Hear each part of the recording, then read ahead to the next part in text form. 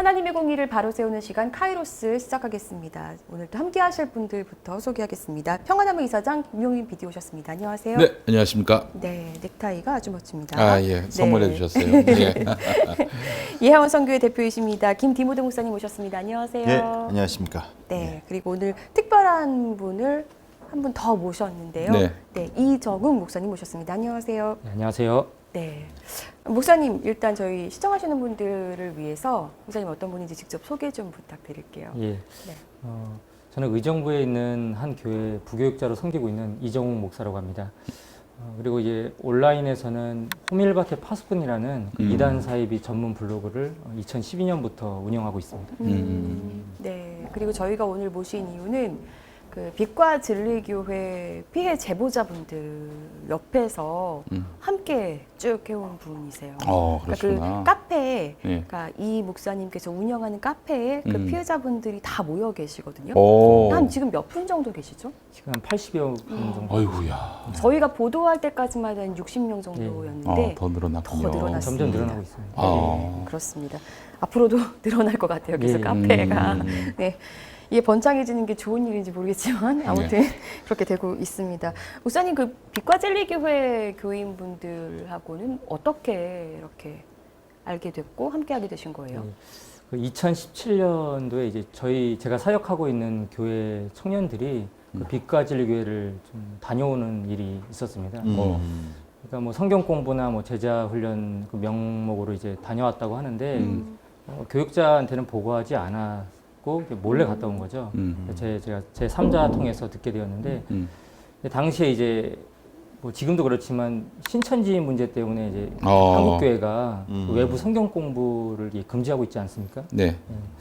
그런 상황에서 이제 청년들이 그 다른 교회를 다녀왔다고 하니까 제가 좀 당황스럽고 또 저희 교회 같은 경우는 신천지 추수꾼을 인해서 큰 피해를 겪고 있었거든요. 당시에. 그래서 가정이 붕괴되고 또 여러 가지 이제 여러 명이 좀 우리 교회를 나가는 경우가 있었습니다. 그런 상황에서 이제 또 다른 청년들이 타 교회를 갔다 왔다 하니까 제가 좀 화가 났었죠. 네. 그 놀라셨던 교회는 거죠. 그 교회는 그 합동교단이니까 예. 신천지 걱정은 안 하셨을 거 아니에요. 저 같은 경우는 이단 사이비 쪽에 이제 관심이 많다 보니까 네. 외부 타 교회 성경 공부하는 것 자체가 저는 약간 문제가 있다고 봅니다. 그렇죠. 예. 예. 아, 교회를 열심히 기존 교회를 잘 섬기고 있는데 굳이 다른 교회 가서 성경 공부하는 거는 좀 이상할 수 있다 이렇게 좀 수평 보셨던 이동을 거예요. 이제 조장한다고 저는 이렇게 일단은 보여집니다. 그러시군요. 네. 네. 근데 일단은 목사님이 요즘에 이렇게 적이 되셨어요. 평안함문은 이제 조금 더 뒤로 밀렸고요. 목사님에 대한 공격이 이정욱 목사님에 대해서 네, 비가진리교회 그 잔류교인들 사이에서 명진교회 네, 교인들이. 그래서 사실 평안함무가 이제 음해 세력이었는데 저희는 이제 좀 뒷전이고요. 예. 이정욱 목사님이 예. 최고의 음해 세력으로 지금 그래요? 하셨습니다. 예. 그래서 목사님에 대한 그 공격이 만만치가 않더라고요. 전화 되게 많이 받으셨죠, 목사님? 예, 뭐 일부 그 리더들이 이제 저한테 연락을 했고요. 온라인 상에서 이제 저를 좀 비난하는 글들을 좀 올렸습니다. 그것뿐만이 아니던데요. 목사님이 섬기고 있는 지금 부목사시잖아요. 네. 섬기고 있는 담임 목사한테도 계속 연락을 하고 그거는 뭐겠어요. 압력 넣어서 이 목사님 잘라라. 예. 약간 이런 압력을 넣는 것 같은데 다행히 담임 목사님이 훌륭하신 분인 것 같아요. 네. 목사님 교단이 어디세요? 기독교에 대한 선결교회입니다. 기성. 예, 성결교회. 그래서 그 노회 안에서는요. 타교단 목사가 저렇게 이렇게 앞장서서 저거 뭐 하는 짓이냐 이렇게 되게 불편함을 저한테도 막 얘기를 하셨거든요. 말도 안 되는 소리라는 게 네. 아니 솔직히 빛과 진리 교회 때문에 한국 교회가 엄청난 그런 비난과 그러니까요. 또 그 여러 가지 또 피해를 양산했는데 아니 그러면 가만히 있어야 됩니까? 딴 교단이면 아니, 그러니까. 말도 안 되는 얘기라고 제가 있어요. 그렇게 반론을 했어요. 예. 이거는 한국교회 전체의 일 아니냐. 그러면 합동교단 내에서는 왜 피해자분들과 함께하는 분이 한 명도 나타나질 않는 거냐. 그거에 글쎄 대해서 말이에요. 무슨 말을 하고 예. 싶으시냐. 하여튼 저한테 꼬투리 잡지 말라고 그러셨습니다. 네. 예. 아, 참 되게 굉장히 안타까운데 우선 요즘 피해자분들 제가 못 만나서요. 어떻게 지내고 계세요? 일단은 저희는 이제 한 달에 한 번 정도 그 오프라인 모임을 지금 갖고 있고요. 예. 그냥 카페나 또 이런 메신저 통해서 뭐 거의 같이 살다시피 지금 지금도 계속 연락이 계속 울리고 있고요. 예, 일단은 이 피해자들 같은 경우는 그 빛과진리교의 실체를 알아감에 따라 점점 더 이 트라우마가 더 깊어지고 있습니다. 그렇죠. 예, 저도 좀 이런 거에 대해서 당황스러운데요. 그러니까 본인이 그래서 정상적인 교회였고 좀 문제가 있는 교회였다 이 정도로 알고 있었는데 점점 이제 실체가 밝혀지면서 예, 이것이 이제 정상적인 집단이 아니라 예, 거짓 교회죠. 네. 잘못된 교회고 그거에 대한 어떤 세뇌되는 시스템 그런 것들을 알게 되니까 네. 점점 더 상처가 깊어지는 겁니다. 네. 그 혹시 얼마 전에 그 빛과 진리 교회 피해자분들이 올린 유튜브에 그 무슨 히브리어를 잘못 예. 번역했다. 네, 네. 그 김명진이 지적한 목사님이 이정희 예, 목사님이세요? 맞습니다. 네. 예. 도리어 네. 김명진이 잘못 해석한 건데. 네. 네. 하루 날 잡고 이정훈 목사님을 예배 시간에 설교에서 난도질을 하신 적이 있어요, 그분이. 김명진이 네, 예. 저희 욕을 하기 전주였던 걸로 예. 제가 아, 기억하는데. 그때가 이제 네. 이슈화되기 전이죠. 뉴스에 이제 4월 28일 날 이제 평안함을 통해서 이슈화됐는데 26일 날 이제 네. 제가 그 한 주 전쯤에 그쪽에 이제 빛과 진리 교회 구원론에 관한 글을 그냥 신학적인 글입니다. 뭐 네. 누구를 비난하는 것도 아니고 뭐, 네. 뭐 인신 공격도 없었고요. 예. 김명진 목사의 뭐 이름도 뭐 거의 언급되지 않은 글이거든요. 그 블로그에 이제 글을 올렸는데 그것을 보고선 이제 4월 열폭을 했구나. 열폭을. 예, 4월 26일 날 이제 음. 예, 저를 비난한 설교를 그냥 예, 대부분의 시간을 할애했죠. 방귀 낀 아, 놈이 캥긴다고. 네. 예, 그렇지. 이게 말하자면 목사님 지적이 아팠던 거야. 그렇죠. 아니 그래서 제가 든 생각이 목사님이 디모데 목사님보다는 좀 무서우셨나 봐요. 왜냐면 디모데 목사님도 타교단 피해자분들과 되게 함께 하시거든요. 네. 근데 타교단 목사라는 이유로 공격받진 않으셨죠. 저희를 하려면 네. 이 조용기 그렇지. 그렇지. 감히 건드릴 수가 없습니다. 아, 이거. 그런 또 네. 이유가 조 있군요. 목사님도 그걸 보시네. 참, 예기치 않은 부분에서. 아, 네. 잘하셔야겠어요. 네. 아, 네. 그 설교를 접하신 그 소감은 어떠셨습니까? 일단은 그 전날 예. 좀 그 빛과 진리 내부에서 네. 그 김명진 목사의 그 농업법인 L&T 농업법인에 대한 어떤 의문을 제기하는 그 이야기를 어떤 그 교인들 중에 누군가 하셨다고 그러더라고요. 네, 그 맞아요. 소식을 제가 들었고 음. 그 다음 날이니까 이 설교에서 분명히 그것을 좀 해명하는 이야기를 할 것이다 이렇게 기대하고 이제 피해자들과 함께 그 설교를 이제 듣고 녹화해서 있었어요? 이제 네. 봤죠. 음. 근데 이제 엉뚱하게 이제 저를 포함해서 그 이제 LTC 피해자 그 고소 지금 그 피해자분 남편분이 이제 고소를 하셨는데 그분과 또 블로그 통해서 빛과 진리의 문제를 이렇게 성토했던 네. 분들을 이제 고소하겠다, 예. 명예훼손을 고소하겠다 이런.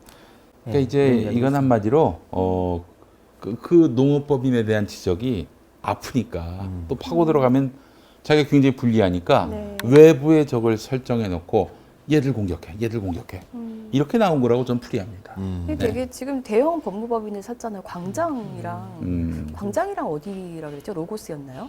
뭐 저는 일단 광장이라고 이렇게 지인 통해서 들었고요. 그래요. 광장을 샀고. 근데 저는 참 대단하다고 느낀 게 사실 저도 빛과 진리 교회 교인들에게 어떻게 보면 저도 명예훼손을 당한 느낌이거든요. 네. 네, 계속 제가 무슨 헐리우드 액션 본인들이 하면서 폭행당했다고 하면서 근데 그거를 또 무고로 물론 이제 불기소 됐는데 네. 그걸 무고로 걸거나 하기가 또 마음이 쉽지 않도록 이게 청년들이잖아요. 그런데 저는 그래서 그런 생각이 더 들었어요. 이거를 네. 교인들을 향해서 그렇게 아니 우리 고소하겠다고 저 하시는 뭐야 목사님의 마음은 우리 권지현 센터장님이 너무 착해요. 참 안타깝습니다. 이런 부분 보면 되게 의외로 착한 이거를 저 무고를 걸어야 걔네들이 이렇게 무고하게 만든 배우를 얘기할 거 아니야. 지가 다 뒷감당할 수 있겠어? 그럼 결국 그 시킨 놈이 백일하에 드러나게 될 것이고 걔가 법적 책임을 질 거 아닙니까? 그렇게 가야지. 에이. 너무 네, 너무 아유, 나이브하신 것 같아. 그러게요. 네, 제가 반성하겠습니다. 네. 네. 아, 근데 목사님 이왕 오셨으니까요. 그리고 이단 어떻게 보면 그쪽에서 또 전문적으로 또 교리들을 많이 살펴보고 하시고 또 그 빛과 진리 교회 문제 가지고 강의도 하셨거든요.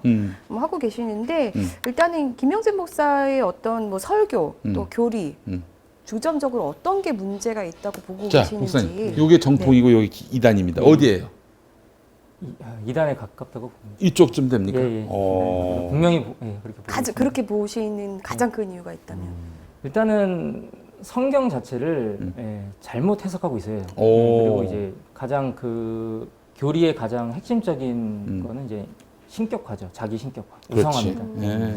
일단은 김명지 목사는 기본적으로 성경을 이렇게 해석할 때요. 네. 이렇게 문자적 해석을 빙자한 자의적 해석을 하고 있습니다. 아, 문자적 해석을 빙자한 거죠. 빙자한 네. 자의적 오. 해석. 이게 쉽지 않은 건데. 그러게요. 어? 문자적 해석은 있는 그대로 문자 그대로를 그러니까. 믿는 건데 여기 어떻게 자의적 해석을 가는 거예요? 예, 그러니까 뭐 할수 있을까? 성경의 해석이라는 게 이제 문자적으로 해석해야 할 부분이 있고 또 상징적으로 해석할 부분들이 분명히 있습니다. 네. 둘 다 봐야 될 부분이 분명히 있고요. 음.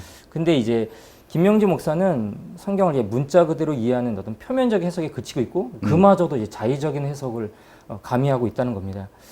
예를 들면 이제 2018년 8월 12일 그 주일 설교에서요. 시편 121편 4절 3절 4절을 근거해서 이제 설교를 합니다.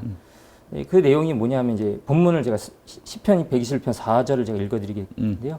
이스라엘 지키시는 이는 졸지도 아니하시고 주무시지도 아니하시리로다. 이 본문을 가지고 이제 인간은 이제 2시간만 자도 생활이 가능하다. 예. 4-5시간은 너무 필요 충분하다. 이런 이야기를 하거든요. 무슨 말이 그런 말이 나올 수가 있어요. 완전한 하나님의 특성을 우리가 그 하나님의 경지에 오르기 위해서는 졸지도 주무시지도 않는 그 하나님을 훈련해야 한다는 거죠. 그래서 계속 잠 안 자기 훈련시키는 그렇죠. 거예요. 예. 그 얘기를 합니다. 실제로요. 그 설교에서 리더들과 리더 후보자들이 잠을 훈련하고 있다. 분명히 언급하고 있습니다. 졸지도 주무시지도 않는 예, 예. 경지에 이르려면 아니 신의 그래서 그 경지에 LCT에도 그 훈련 항목이 있지만 실제로 그 훈련하시는 분들이 그 훈련 항목을 정하지 않아도 그렇게 잠을 못 잔대요. 자기들끼리 무슨 얘기 하냐면요. 우리의 리더는 정말 안 잘까? 원래 자겠지. 뭐 이런 얘기도 하고. 아니 사람이 잠을 안 자면요 이상해져요. 많이 자야 됩니다. 아니 그 하나님이 설령 그런 분이라 하더라도 우리가 하나님을 닮아야 됩니까? 그 부분에서 잠 안 자는 걸 닮아야 돼요? 이게 또 그런 뜻으로 해석할 수 있는 그러니까요. 게 아니잖아요. 이 신의 경지에 오른다. 그 인간이 신이 될 수 있다는 거는 이 김명지 목사의 핵심 교리입니다. 야 그래요? 무서운 사람이네. 자의적 해석을 제가 좀 이렇게 교단이 좀 부끄럽긴 하지만 네. 저쪽에 부흥사분들이 많으셔서 네. 자의적 해석을 하시는 분들이 꽤 많으신데 네. 이 본문을 가지고 이렇게 해석하는 건 저 네. 처음 네, 봤습니다. 저도 처음 봤습니다. 예, 그래요. 아, 네. 그러면 나중에 이 양반은 아주 흙으로 사람을 만들겠네. 그렇잖아요. 문자대로. 김명지 목사의 그 교리적 문제를 이제 하나의 개념으로 이렇게 설명하자면요. 예. 하나됨이라는 교리가 있습니다. 맞아요. 하나됨. 네, 하나됨. 예. 이 하나됨이라는 교리를 통해서 이제 빛과 진리교의 어떤 모든 문제를 다 설명할 수가 있습니다. 김명지 목사 주장하는 이 하나됨은요, 이 하나님처럼 우리도, 그러니까 교인들도 하나님처럼 될 수 있다. 그러니까 하나됨이 사실은 하나님됨이죠. 예, 이런 개념이 또 있고요. 또 조직의 어떤 그 통제를 위해서, 집단의 통제를 위해서 이 하나됨이라는 개념을 사용하고 그 있습니다. 이제 다른 목소리 내지 마라. 그렇죠. 예. 이의 제기하지 마라. 저항하지 말라. 이런 얘기지. 이게 바로 전체주의입니다. 이게. 네, 그래서 전체적으로. 제가 굉장히 놀랐던 게 하다못해 그래서 왜 훈련 받다가 마음에 안 들거나 뭐 토요 모임을 몇 번 이상 뭐 못 나가면 거의 모임에서 배제되고 막 이런다고 하거든요. 왕따로. 네, 그래서 어떤 분은 그 LCT 훈련 중에 어쨌든 거기 쫓겨나서 이제 뭐 노숙을 하라 그래가지고 진짜 뭐 거지처럼 이렇게 밤에 배회하고 그거를 남동생이 알고는 차에서 몰래 이렇게 재워줬는데 그게 또 들켜가지고 난리가 났다는 뭐 이런 얘기도 있고. 이건 무슨 교회가 이런 교회가 다 있습니까? 진짜 저는 제 귀를 의심했어요 들으면서. 네. 또 이런 게 문제 시되면은 자기들 그런 적 없다. 또 이렇게 발뺌하고. 일단 이 또 하나됨이라는 개념이요. 또 두 가지 개념으로 또 크게 이렇게 분류할 수 있거든요. 예. 이게 바로 영적 고수와 영적 아비 이렇게 분류할 수가 있습니다. 영적 고수와 네. 영적 아비. 예, 그래서 제가 이제 영적 고수는 뭐고 아비는 뭐예요? 예, 제가 뭐 일명 이제 영적 고수론, 영적 아비론 제가 이게 칭하고 있는데요. 이 영적 새로운 고수론은 론을 만드셨어요.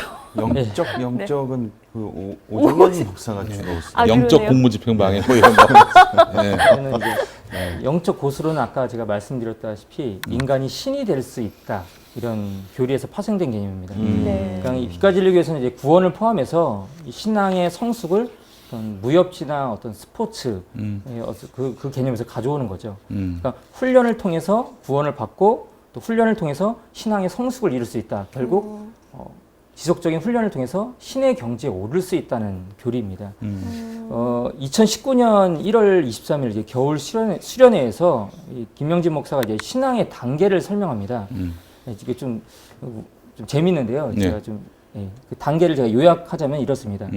초급, 중급, 고급, 또 3류, 2류, 1류, 초일류, 절정, 초절정, 절대지경, 절대고수, 탈경, 신경, 그러니까 신의 경지, 신경에 이를 수 있다. 이렇게 본인은 나오고요. 신경이라는 거예요? 그것까지 제가 확인을 못했는데요. 일단은 그 내부 사이트에 보면 이제 꼬투리 감사라는 일종의 이제 감사일지를 작성하는 그 교인들이 스스로 이제 감사일지를 작성하는 그 내부 사이트가 있거든요. 거기에 보면 이제 김명진 목사를 가리켜서 초절정 고수라고 칭하는 것을 종종 볼 수 아유, 있습니다. 좀 놀고 있네 진짜. 아주 할 말이 있습니다. 할 말이 예, 예. 저도 그 개념을 통해서 좀 반박할 때 이제 이 개념을 좀 사용합니다. 예. 고수는 밑에- 쌀국수 넣을 때 넣어 먹으면 맛있는데 거기서 나오네요. 네. 그래요. 아니 이거는 신에 가까워지는 거를 지향한다. 바벨탑 사건을 연상하게 만들고요. 예, 문제가 많죠. 예. 굳이 그럴 이유가 뭐가 있어요 도대체? 아니 하나님을 닮아가는 노력은 필요합니다. 네. 그분의 품성을 닮아가려는 노력은 필요하지만 그분과 동일시될 수가 없는 거예요. 이 그 인간이 그렇게 설계가 됐고 창조가 된 거 아니겠습니까?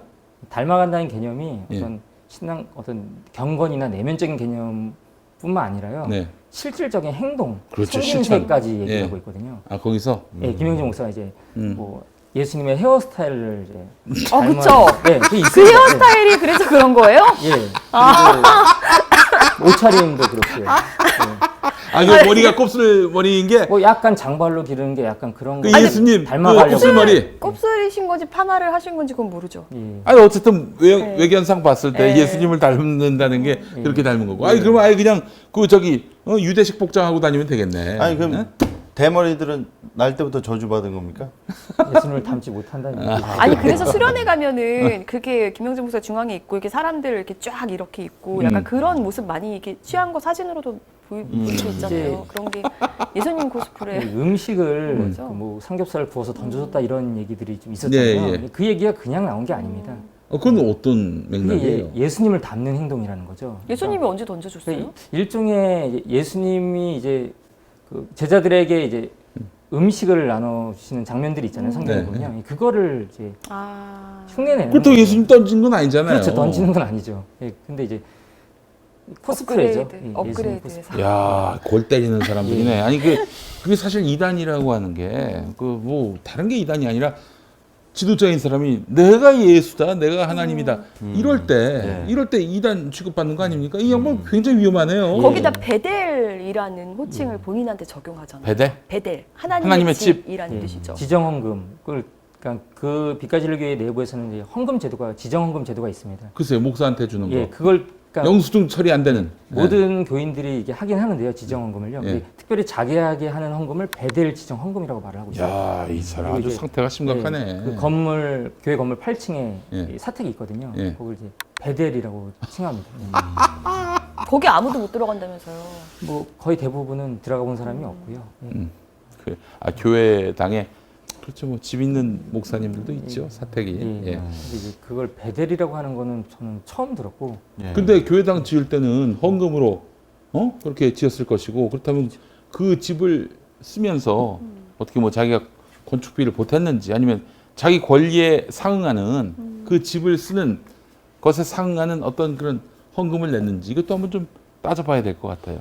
그렇지 않고 교인들 헌금으로 해서 교회당이 지어졌는데 거기 자기가 그냥 거기 사택으로 쓰는 건 온당한지 모르겠어요. 그 자기가 묵고 있는 그 숙소, 네. 자택을 향해서 네. 이런 베델이라는 호칭을 붙이는 거는 이단 사이비들이 하는 짓입니다. 그렇죠. 만약에 일반적인 교회에서 목사 사택에 특정 무슨 성경적 언어를 붙이면 그걸 목사가 알면 금지시켜야 될 그럼요. 그래요. 그게 그 정도로 심각한 거군요. 예. 그렇죠. 단 한 곳도 없습니다. 개신교 내부에서는. 예. 야, 이제 엽기네. 예배당을 이렇게 그렇게 칭하는 경우는 종종 있죠. 예. 하나님의 성전 뭐 이렇게. 예, 그래서 예배당 자체를 그렇게 그 베델 성전 뭐 그렇게 예, 예. 하시잖아요. 그것도 잘못된 거예요. 예. 뭐 무슨 현대 교회당이 어떻게 성전이 될 수가 있어요? 예, 그렇죠. 원래는 성전 개념 아니죠. 예, 예. 예.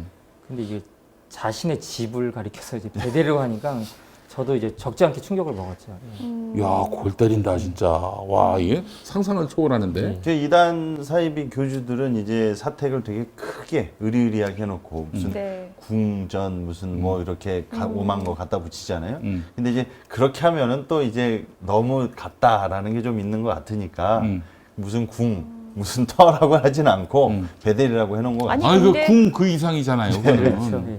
들어가 보지 않아서 저도 모르겠지만 그 안이 굉장히 호화스럽다는 그런 얘기들은 좀 나오는 것 같더라고요. 예, 그 교회 전체적인 건물 시설들이 굉장히 낙후되어 있다는 예, 피해자들 증언이고요. 그래서 그 교회를 갔다는 분들이 많으세요. 예. 가난한 교회인 줄 알고 돈 많고 이런 교회들인데 질려가지고 진짜 가난한 줄 알고 이 교회는 정말 성경대로 사는구나. 그래서 갔다가 이분들이 너무 실망하신 거죠. 알겠습니다. 이 성경을 완전히 자의적으로 해석하고 게다가 이 교회가 지양해야 할 이런 전체주의 이걸 마구잡이로 도입하고 또 자신의 어떤 신격화의 또 도구로 활용하고 있는 이런 행태를 보면서 참 황당함을 금할 수가 없습니다. 그 저기 이거 이단 아닙니까? 이단으로 가도 무리는 아닐 것 같은데요. 예, 일단 이단은 이제 교단에서 결정하게 됐거든요. 교단 그래요? 총회에서 이단이다, 뭐 사입이다 뭐 그런 걸 결정하게 되는데요. 이제 개인이 이제 그것을 가리켜서 이단이다, 뭐다 말하기는 좀 사실 부담스럽습니다. 교단의 일이기 때문에 네. 그래서 이제 뭐 저는 마음속으로 항상 이제 문제가 그렇게 확실히 있고 생각하시고? 그렇게 생각하고 있지만 예. 그걸 이제 공개적인 자리에서 이제 꺼내놓기는 사실 근데 사실은 부담이 그 노회 진상조사위원 제가 이 얘기는 사실은 지금까지 저도 공개적으로 한 적은 없는데 이제 하세요. 노회의 전망 이게 결정이 나올 거기 때문에 노회 진상조사위원장 강재식 목사가 저한테 수차례 이단성이 굉장히 심각해 보인다라고 말했어요. 이단성이 굉장히 심각하다라고 강재식 목사, 예. 대한예수교장노회 합동 측 평양노회 그 이른바 증경노회장인 거죠, 그 양반이?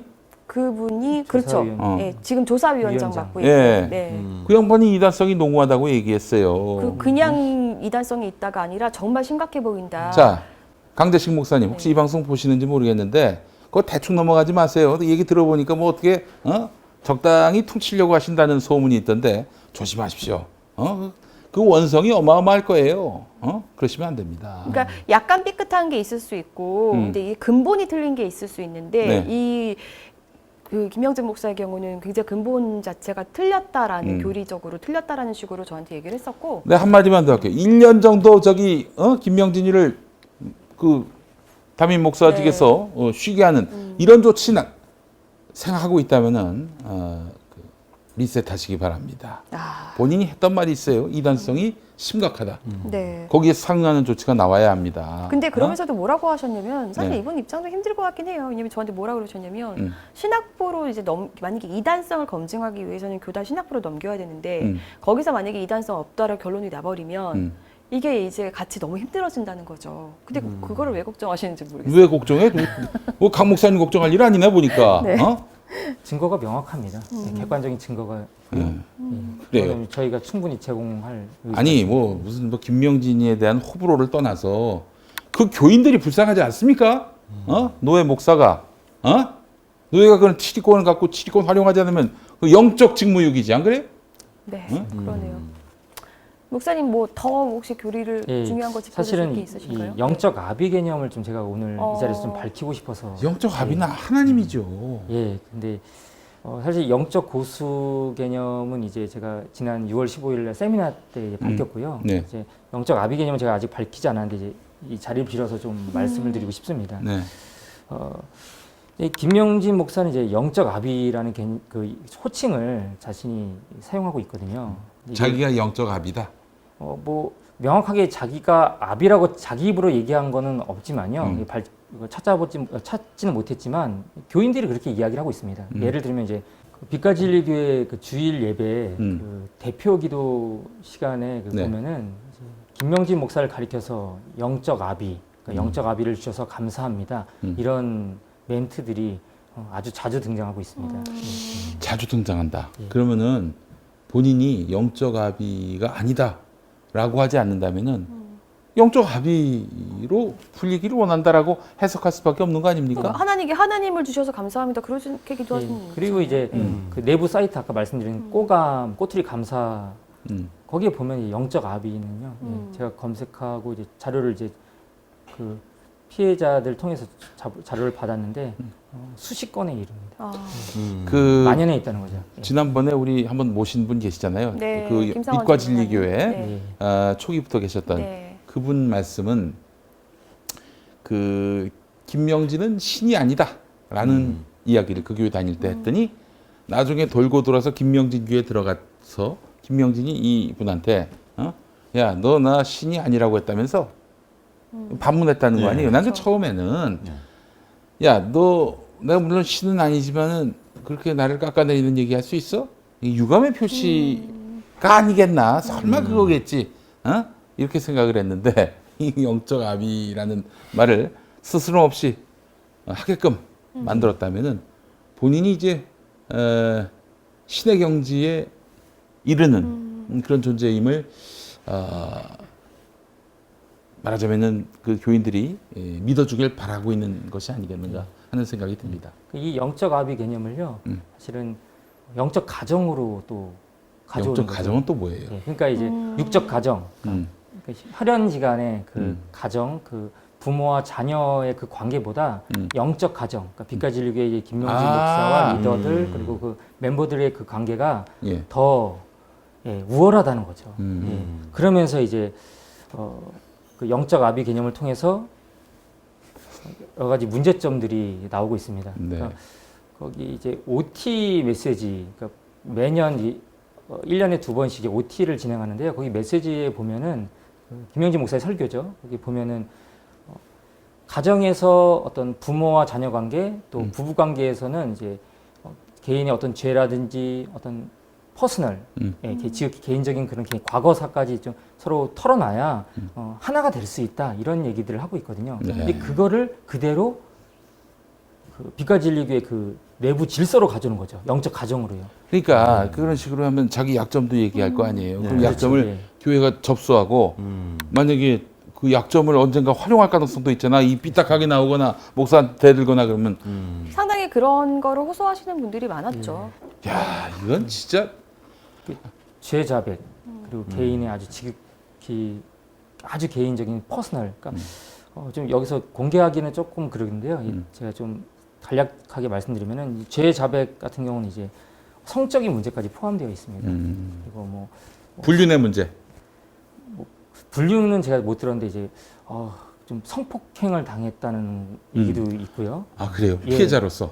예, 그 뭐 과거에 어떤 성폭행을 당했다는 것을 교회에다가 리더한테 털어놓는 거죠. 아이고, 그리고 세상에. 심각한 것은 이제 친족, 친족 성폭행 그런 얘기까지 하고 있고요. 그런 일들 많아요, 사실. 예. 그렇지만 그거를 예. 누군가에게 얘기해야 한다. 얘기할 수밖에 없는 분위기다. 그게 또 다른 폭력 아니겠습니까? 예. 아니 그렇게 얘기를 해서 정말 비밀을 지켜주고 그 사람을 위해서 기도해주고 음. 그러면 사실 문제가 안 될 수도 있는데요. 네. 공공연하게 그거를 계속 뭔가 비슷한 언급을 하면서 그 사람이 두려움을 떨게 하고 그런 분위기를 만들고 문제는 이제 이거를 리더들끼리는 공유하고 있고요. 지극히 개인적인 문제를 그리고 한 리더한테 예, 한 다른- 리더한테 예, 예. 얘기했는데 그 예. 리더가 모든 리더와 공유했다. 예, 뭐 적어도 자기 리더한테는 공유한다는 거고 또 그 당사자, 그 죄 자백을 한 그 당사자가 없을 때는 그 멤버들에게도, 그러니까 일반 교인들에게도 공공연하게 이런저런 얘기를 한다고 이렇게 들었습니다. 참. 예, 상황이 많이 심각하죠. 이게 무슨 이건 교회가 아닙니다. 이거는. 그러니까 이게 이렇게 가능한 이유는요, 이 교리적인 문제로 사실은 이게 세뇌시키고 있기 때문에 이게 가능한 거죠. 네. 그래서 이제 피해자분들이 성경 말씀 있잖아요. 음. 그 빛과 진리에서 배웠고 많이 들었던 그 본문은 듣는 것도 힘들어 하시더라고요. 세상에. 세상에. 해석이 헷갈리니까요. 이제 예. 그래서 가장 그 어려워하는 게 네. 이제 특히 그 이단적인 교회 또는 이단 탈퇴자분들이 네. 그쪽에서 그 수년간, 수십 년에 걸쳐서 반복적인 그 성경 본문을 갖고 설교를 들었잖아요. 그런데 이제 탈퇴하고 난 다음에 일반 교회 가서 설교를 들으면 그게 자꾸 생각나고 아이고. 이게 세상에. 자꾸 거기로부터 미혹돼 있었던 자신의 옛 그 신앙 체계와 충돌이 생겨가지고 그렇다고 하더라고요. 그게 상당히 힘들다고 합니다. 예. 저는 그분들께 대답이 될지는 모르겠지만은 거기 개역 개정판 성경을 봤을 거 아니에요. 개혁 한글판 봅니다. 네? 개혁 한글판. 개역 한글판, 예, 예. 개정판도 아니고 예, 예. 개역 한글판. 예, 예. 그 신천지가 개역 한글판만 지금 예, 그렇죠. 예. 예. 그 벙커원교회 그 신천지가 보던 이유가 결정적인 게 우리는 세 번역을 씁니다. 아, 세 번역을 쓰니까 뭐 얘기할 게 없는 거야 얘기할 게. 차라리 그 세 번역이나 뭐 그 방법이네요. 예, 좋은 방법입니다. 현대인의 성경 같은 걸로 해서 말씀을 새로 만나시면 어떨까? 뭐 짧은 팁을 하나 아, 말씀을 그러네요. 드리자면 되게 좋은 저도 방법이네요. 세 번역을 좋은 통해서 보면은 이게 또 감동이 새로워요. 완전히. 예. 근데 이제 그쪽 진영에서 이제 이런 걸 알게 되지 않습니까? 네. 그래서 이제 극단적인 경우 이제 사탄이 변개를 했다고 해서 못 읽게 합니다. 아 그래요? 새로 번역하는 게 아예 눈이 뜨이게 되니까 예. 예. 아니 정동수 목사 아닙니까 그건? 거기도 그러고요. 네. 무슨 킹 제임스 버전 예, 성경만 봐야 킹제임스 된다. 버전 외에 다른 거는 다 이 마귀가 이게 변개했다. 예, 그렇게 주장합니다. 저거 들고 듣네 진짜. 선수들끼리 이러는 거 아닙니까 진짜. 네. 아, 이게 사실 이제 또 목사님을 모신 이유가 곧 노회에 이제 네.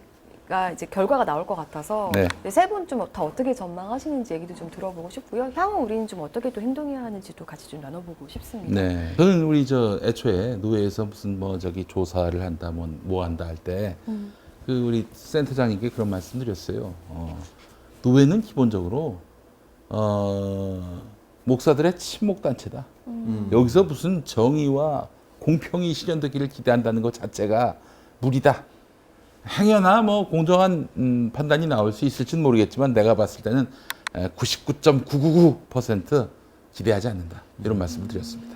아예 실망감을 제로에서 해놔야지 조금. 예, 얘기할 수 요거는 제가 있다고 봤을 때는 네. 그 노회 차원에서 해결할 문제가 아니라 경찰 등 수사기관에서 치리할 문제라고 판단을 하고요. 차라리 경찰 등 수사기관의 판단, 혹은 사법부의 판단, 아니, 사법부의 판단까지 가면 너무 길어지겠구나. 최소한 경찰의 판단까지는 보고 그리고 노회가 결과를 내놔야 한다. 미리 선빵을 해가지고 면죄부를 주는 일, 이런 일은 없어야 한다. 그건 한국교회를 2번 죽이는 겁니다. 예, 그렇게 생각합니다. 네. 우리 디모데 목사님.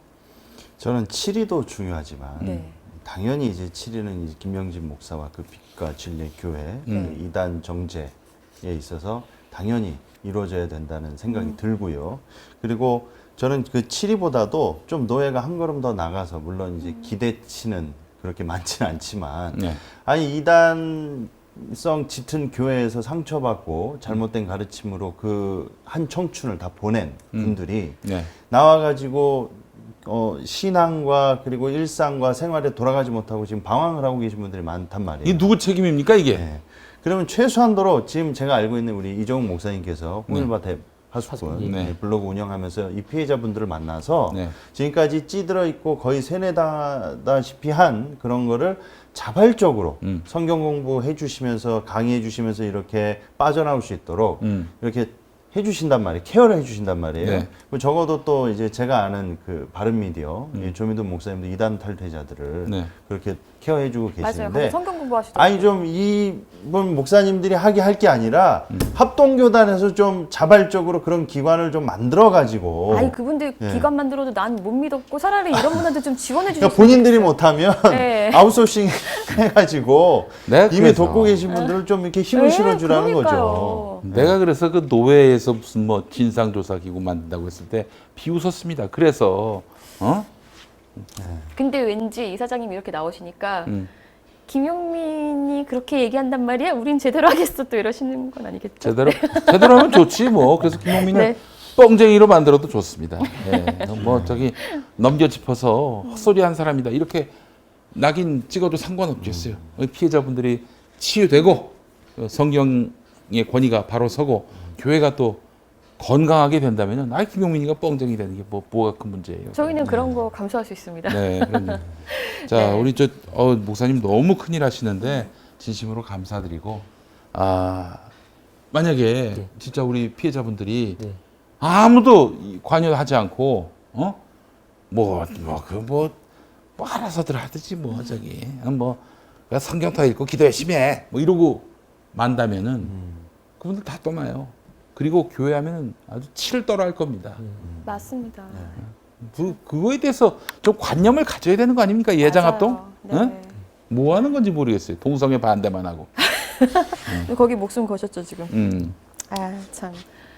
에휴, 이렇게 한숨만 나오는데 목사님 이번에 이 일이 목사님의 어떤 목회 방향이라든지 지금 사역에도 영향을 되게 많이 끼쳤을 것 같거든요. 좀 어떠세요? 저 같은 경우는 이제 뭐 신학생 시절을 지나고 또 전도사 또 목사가 되면서 한 가지 한국 교회에 약간 조금 아쉬움이 있습니다. 그게 뭐냐면 이제 평신도들한테 신학을 오픈하지 않고 있다는 거죠. 그 실제로 예. 어떤 저기 목사님들 중에는 평신도들이 뭐 어디 신학교 들어가서 공부하겠다. 뭐 이상한 신학교가 아니라 정규 신학교 들어가서 공부하겠다 이러면서 추천서 가져오면은 아, 왜 그거를 하지 마 그냥 와서 성경 공부나 열심히 해 이러는 분들이 굉장히 많아요 실제로. 그것도 유명하죠. 그 곽선희 목사님 소망교회 네. 예전에 그 교인들이 성경을 많이 알면은 이 목사를 들이받으니까 적당히 지켜야 된다. 라는 아주 유명한 발언을 하셨었죠. 발언을 하셨어요? 예, 그렇게 말씀하셨어요. 예. 예. 그러니까 지금 목사님께서도 말씀하셨는데 그 잘못된 것은 들이박아야죠. 그럼요. 아 네. 좋습니다. 아, 좋습니다, 진짜. 좋아요. 네. 사실 저는 이것은 이제 목회자의 어떤 잘못된 권위 의식, 특권 의식에서 비롯된 일이라고 생각을 하고요. 네. 그거 동시에 사실 평신도들도 문제입니다. 예, 왜 그러냐면 이제 평신도들도 이제 성경 공부 자체에 이렇게 별로 관심이 없습니다, 사실은요. 예, 찔려. 목사님이 얘기하면 그냥 아멘 예, 아멘 예, 하고 그렇죠. 그냥 받아 먹는 게 잘하는 일인 줄 알아요. 어떤 신학적인 설교보다는 예. 기복적이고 또 성공 지향적인 어떤 그런 설교들을 또 좋아하시고 예, 이런 게 좀 문제가 되지 않을까 그런 생각을 하고 있습니다. 네. 예, 그래서 좀 신학을 예, 사실은 저도 이제 신학을 배우면은 뭐 신앙에 혼란이 온다 이런 얘기를 신학교 시절부터 많이 들어왔거든요. 근데 절대 그렇지 않습니다. 예, 신학을 배우면 배울수록 더 깊어지고 또 하나님에 대한 또 그리스도에 대한 확신이 깊어지죠. 그래서 신학이 이제 평신도들에게도 오픈되어야 된다. 그리고 그에 따른 어떤 컨텐츠가 마련되어야 된다. 이거는 이제 빛과 진리 교회 사건을 통해서 더 분명해졌습니다. 네. 목사님 정말 고생이 많으신데요. 우리 많이 응원해 주셨으면 좋겠고요. 네. 네. 세 분 각자 마무리 말씀 조금 나누시면서 오늘 이 자리는 좀 마무리하겠습니다. 네. 그 솔로몬의 그 전에서 두 엄마가 나오잖아요. 아이를 반으로 가르지 않은 엄마. 아니 반으로 가르지 말고 저 사람한테 주라는 엄마. 예. 저는 김명진이 또 우리 목사님 이정욱 목사님 두 분이 어떤 엄마일까? 한번 생각해 보면 답이 나오는 것 같아요. 예. 끝까지 이 조직과 자기 카리스마를 유지하려는 쪽은 가짜 엄마일 것이고 정말 사람을 사랑하고 말씀을 사모하는 그런 분은 아마 진짜 엄마가 아니겠는가 맞습니다. 하는 생각을 해봅니다. 사실 이제 목사 세계에서 진짜 이게 쉽은 일이 아니더라고요. 피해자 앞에 이렇게 또 교단도 다른 데 선다는 게 네. 너무 감사하고 응원드리고 싶고요. 디모데 목사님 진짜 한번 해주시죠. 엄마가 누구인지를 우리 김엄마께서 말씀해 주시죠. 엄마 감별사. 예. 엄마가 더 인사이트가 이렇게 네. 옵니다. 예. 예. 이 김영진 목사 교회랑 빛과 진리 이 상황을 보면 신학 무용론에 치닫은 그런 교회일수록 그런 공동체일수록 얼마나 교인들이 이런 상황에 몰리게 되는지를 보게 됩니다. 그래서 목사님께서도 방금 말씀해 주셨는데 한간에 또 이런 얘기가 있어요. 예. 이제 뭐 신학교 가면은 뭐 아까 말씀해 주셨잖아요. 뭐 믿음을 잃게 된다. 그래서 이제 농으로 목사로 들어갔다가 1학년 땐 목사였다가 2학년 땐 전도사였다가 네. 3학년 땐 집사였다가 4학년 땐 평신도였다가 네. 졸업할 땐 무신론자가 돼서 나온다. 이런 말이 있을 정도로. 예, 근데 예. 이런 농담이 교회 안에 왜 퍼지냐면 그 정도로 신학을 좀 무시하고 부정적으로 보는 처사입니다. 그런 분위기입니다. 네. 그러니까 이런 분위기가 조성된 나머지 그러면 어느 쪽으로 분위기가 흘러가느냐? 그냥 담임 목사가 성경 해석해주고 공부해 주는 대로 무비판적으로 받아들이는 그런 분위기가 조성될 수밖에 없죠. 네. 특히 대형 교회일수록 더 심합니다. 예. 그래서 저는 좀 이 빛과 진리 이번 일을 통해서 매번 반복되잖아요. 네. 이게 수시로 이렇게 뭐 몇 년에 한 번씩 크고 작은 이런 비슷한 형태의 교회들이 반복되기 때문에 평신도 분들께서 깨교인이 좀 되셨으면 좋겠다. 깨시민이라고 하듯이 네. 깨교인 분들이 좀 되셔서 이런 거를 스스로 분별하면 좋을 것 같다. 예, 그런 생각이 듭니다. 네, 알겠습니다. 우리 이정우 목사님 오늘 좀 아쉽지만 여기서 보내드려야 될 것 같은데 마지막으로 하고 싶으신 말씀 있으시면. 예. 네. 이제 빛과 진리교회 이제 피해 교인들과 이야기를 하면서요. 이분들이 이제 교회 바라는 것은 그냥 단 한 가지거든요. 그냥 우리들의 이야기를 들어달라는 거죠. 예. 대화를 나눌 사람이 필요한 겁니다. 근데 그 대화를 나눌 수 있는 사람이 사실 교회여야 하거든요. 그동안 이분들은 이제 뭐 빛과 진리교회 문제에 대해서 여러 가지 뭐 탄원을 했습니다. 뭐 노예나 총회나 또 이단 상담소나 이단 언론이나 여러 가지 그 부분에서 탄원을 했는데 제보를 했는데 거의 무시돼 왔거든요. 예. 그런 것들을 보면서 이제 참 교회가 너무 비겁하지 않은가 저는 이런 생각을 했습니다. 네. 물론 저도 뭐 부족한 점이 많지만 사실 이분들은 도움이 필요한 사람들이죠. 이야기를 들어주고 이분들의 어떤 그런 문제점들을 깊이 상담해주고. 예. 근데 이제 잘 아시겠지만 상담소들, 이단 사이비 전문 상담소들도 이제 그 상담 비용이나 또 심리 상담소 상당한 어떤 비용을 받고 있거든요. 근데 그 비용을 저도 이제 요번에 최근에 이제 처음 알았습니다. 근데 그 비용이 상당하더라고요. 그래서 뭐 그거는 제가 뭐 어쩔 수 없는 거지만 교회에서 좀 무료 상담소를 좀 운영해 주셨으면 좋겠습니다. 카운셀링 어떤 센터라든지 뭐 또 청년들의 어떤 진로라든지 뭐 심리 또 신앙 상담을 좀 무료로 해줄 수 있는 그런 기관이 네. 이제 필요하겠다 이런 생각이 들었습니다. 네. 네. 빛과 진리 교회 문제 사실 지금 이제 좀 조용해졌지만 사실 이게 다 해결된 게 아니라요. 사실 지금부터 이제 시작이거든요. 끝까지 좀 관심을 계속해서 좀 가져주십사. 보시는 분들에게 좀 요청을 드리고 빛과 진리 교회 잔류교인들이 가장 열심히 저희 콘텐츠를 보고 있는 것으로 압니다. 네, 악플 다셔도 좋으니까요. 좀 깨어나셨으면 좋겠습니다. 정신 차리세요 좀. 근데 아직 깨우치지 못한 그분들도 피해자라는 생각으로 네, 저희도 열심히 네, 해보도록 하겠습니다. 그걸 가만히라도 있어야지. 그 저기 뭐가 시고 뭐가 빈지 그거나 좀 감별하는 단계에서 가만히라도 있어야지. 그 시키는 대로 악플을 다나? 아이고 이 정신 나간 사람들. 어? 네. 부끄러운 줄 알아야지. 또 악플이 막 달리고 있습니다 지금. 네, 알겠습니다. 저희 1부 마치면서 이정우 목사님은 보내드리고요. 저희 2부 오늘 짧게 좀 몇 마디 더 해보도록 하겠습니다. 감사합니다. 고맙습니다.